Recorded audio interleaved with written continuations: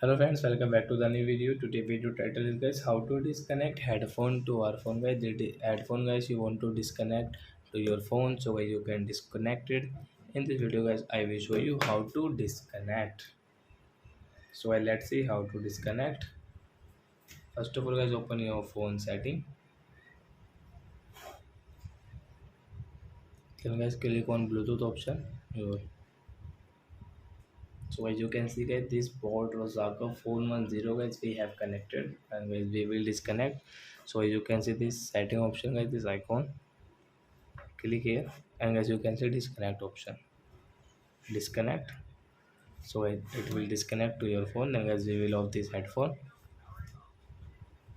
So I hope friends you understood how to disconnect headphone to our phone. So that's it guys, thanks for watching our video. Now we will meet on next video with new topic. Before guys please go and like or subscribe my channel, and friends do you have any doubt with your Bluetooth settings so you can ask me in comment section, I will help you. Bye.